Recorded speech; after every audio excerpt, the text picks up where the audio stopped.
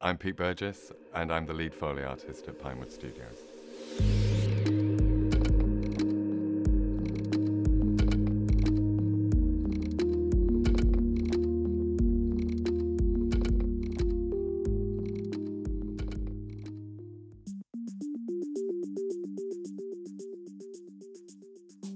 We always describe movie magic and the secret life of movies. Well, there is a huge secret world behind the screen, obviously, and Foley is one of them.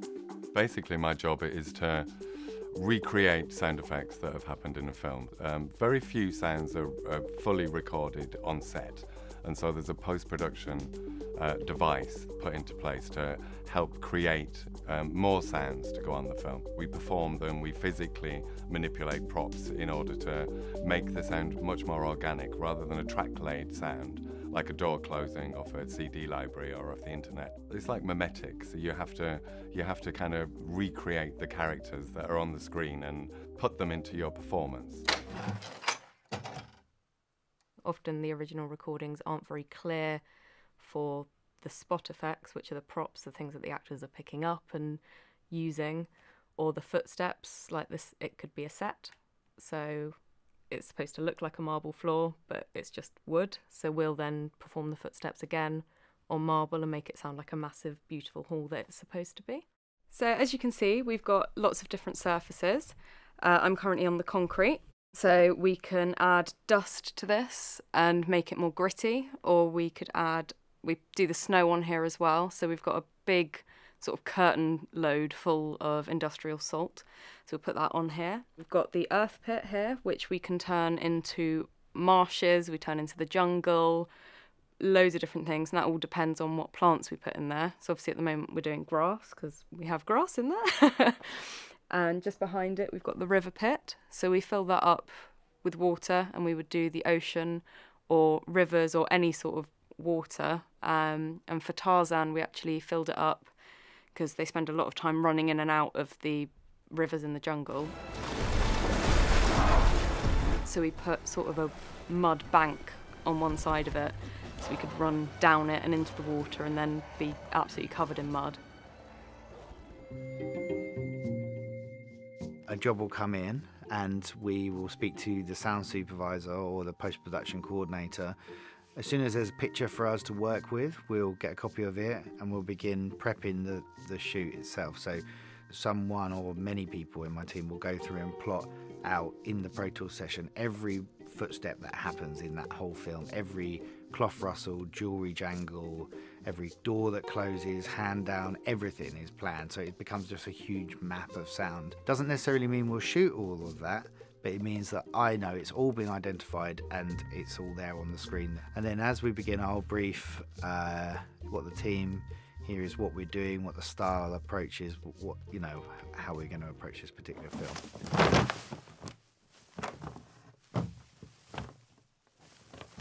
Maybe only 10% or sometimes as much as 60% of what we do in this studio will be heard within the final mix. But it's about giving the mixers as much ammunition sound-wise as possible to make a really varied, interesting soundtrack that does drive the story. Pete, can I hear your feet, please? Yep. Great, thank you. And we're going to go for a take.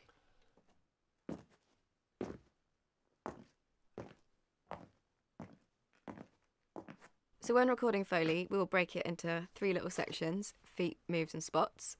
Feet are pretty self-explanatory. The Foley artist will select a shoe that matches that of the characters and walk in time to the character moving on the screen. Moves is their cloth moves, because actually watching a film without any of that is quite weird. So they'll get a coat or a bit of fabric that matches what the character's wearing on screen and just move in time with the character's actions. And spot effects are anything that the actors, or anything interesting that happens on screen that obviously needs a sound. So a car door closing, keys going into ignitions, or juggling, literally anything that happens on screen we will try and recreate. So props generally come from all over the place. We all end up going around second-hand shops, and if there's something that you pick up and it's got a nice noise, you might just buy it anyway. It's not so much the object as the noise it makes, and that's how we look at props. In fact, I'm just on the table here, if I reach over, there's a perfect example. And although it does look like the substance you would use it for, this is just a pillowcase full of corn flour, but it has an amazing crushing sound that we use for snow. So if you add this to a layer of snow, you get that fresh, crushing kind of sound. So that's one example. You just spend your life picking things up and listening to them and imagining what it could possibly be. And now I have an amazing sound library in my head for what noise objects make and how to manipulate them. It's really exciting when Foley artists will go and find a prop and come out and recreate exactly how you imagine something to sound. I find that really exciting.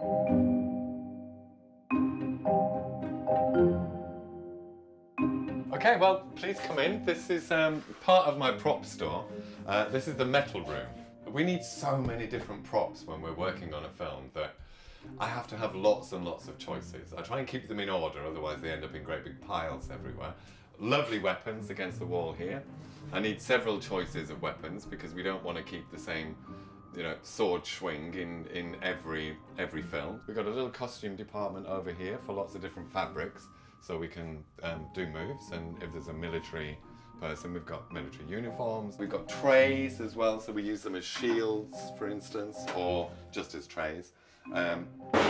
Lovely resonating metal boxes, because there's so many times when, for instance, if you're on a submarine, we can't really build up the space of a submarine. And you can hear my voice already resonating against the metal. Hello, I'm in a submarine. So we would put that next to the microphone, and it would pick up my movements and my boots and give it a little bit of a metal resonance. This is scaffold stuff, that we can make little rattly scaffolding noises. We often use those to add to guns and things. Should we go through to the other room, which is more of a generic kind of prop room? As you can see, it's slightly different to the metal room, in as much as this is everything else that isn't metal. You've already seen shoes next door, but I've got a much bigger collection than the ones that are actually in the theatre. Again, for choice more than anything else. Lots of boxes filled with shoes and boots and things. As we move along, we kind of just get more into communication, books, telephones, computers, radios. Lovely row of hats along the top. These army helmets actually were donated by Band of Brothers. Moving along, we get a bit more generic into travel. So things like gloves, wallets, purses, personal things that people would have on them. Again, you can imagine I don't use the same purse every time somebody gets money out of their purse. So I've got about 50 purses, 50 wallets, and we just mix it up all the time. More of the lovely Zoe, my assistant's shoes, which she has in here. These I particularly like. Rip cloth, things that I can just tear up and not ruin the cloth with, but just rip and throw away. Like I said, bedding, fur, wigs. I've got lots of different types of wigs and fur and things to make creature noises. Broken china and broken tiles and things, because we don't always like to buy absolutely brand new and then break it. And because we're just making a smash sound, you can actually have the bits to begin with and then drop them, and it still makes the sound of a solid object breaking. Little jewellery section over here with a lovely vintage till, which we adore. And just about everything in here is used for multiple purposes. Oh. Good. Here we go.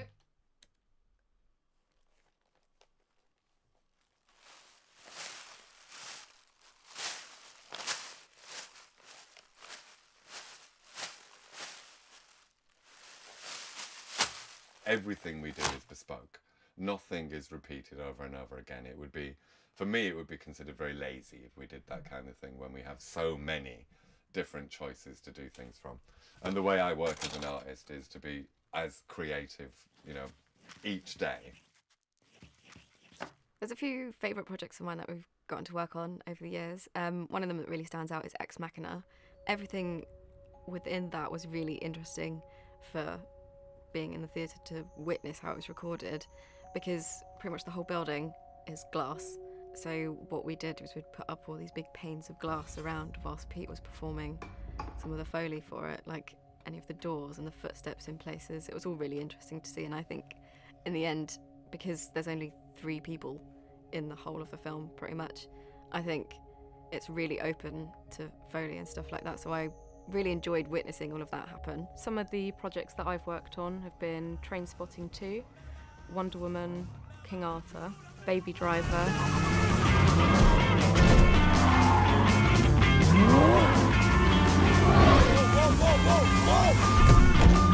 All the principles of working to sync with the right shoes and doing all the rest of the things was completely thrown out the window with Baby Driver, because every pair of shoes needed to sit in, not necessarily always into the world, but actually into the music sequence. It depended whether it's real world or music. We actually were wearing headphones to make sure that we were doing that, and then all together we'd listen back and go, actually the coffee cups are slightly too hard, or the shoes aren't quite right because they're poking through in slightly the wrong frequency. Pete and Zoe and Jason particularly needed to pull themselves away from sync and actually be listening to the music and trying to walk or run as close to the sync without stepping outside of the music.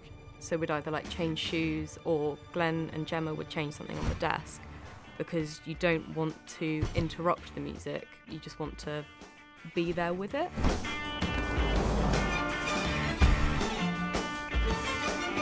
We were always thinking, well, is this actually going to work with the music? So as a result, we ended up using all different things that we normally wouldn't use in that film, because it complemented the music more and fitted in with the sound supervisor's sort of vision for the job. So we were quite proud with the way that came out, because that was a very big sound team collaborative effort with, you know, big freelance team and then us helping out, so that was cool.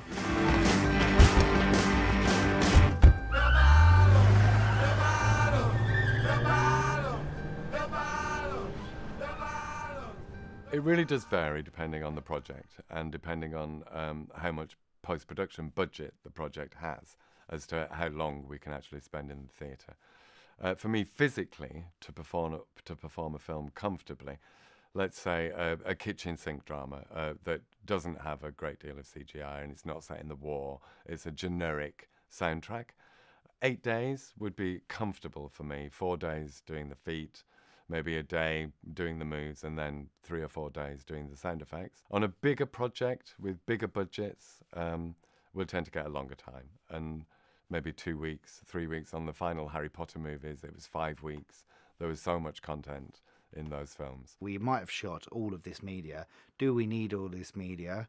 Maybe we don't actually. Maybe we, out of these 10 sets of footsteps, maybe we only need 3 of them, because actually we're trying to pull focus on the narrative that is happening over here, so we don't want to clutter the scene with everything else, because that could draw attention. Or you just don't need that sound. Like, actually, it's actually nicer to be simpler. So we'll start making those calls editorially, like creatively, as we go along. Generally in Foley, with notes or without notes, part of my joy is to try and recreate everything. Whether somebody's already sound designed a dragon, if I've got the time, I might just have a go anyway and offer up, you know, something that they might not have thought about, or an addition to the sound, and then it's up to somebody else to decide whether that gets used or not.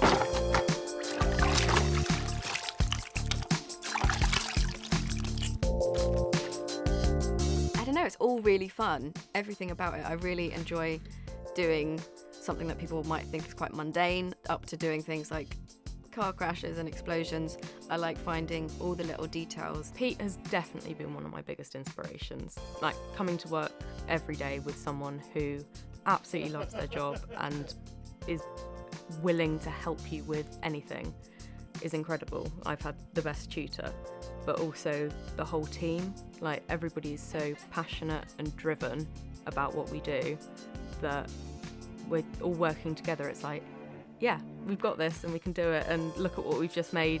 Isn't it amazing? That's great. I think the things I enjoy most is just that instant creativity that we have to employ. I mean, there is no training course that you can go to and do for Foley. It's really about self-expression and about building up a library within your head and a dexterity with objects. So it's just a very interesting, crazy kind of job.